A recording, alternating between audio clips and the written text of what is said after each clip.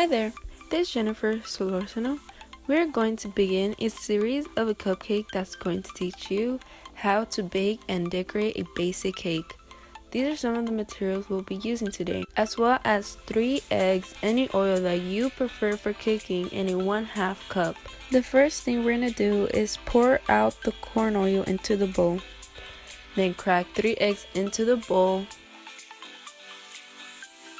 Then pour a cup of water or milk if you like, but once only. After following these steps, we begin the mixing for about 2 minutes.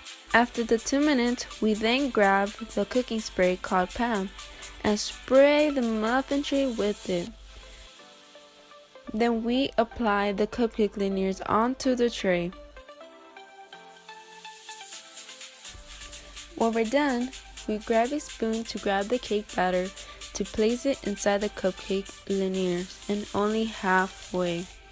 When we finish with the step, set the oven to 350 Fahrenheit for 5 minutes to heat up.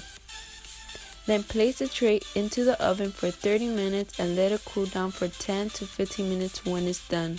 Once they're done cooling down, it's time to decorate the cupcakes.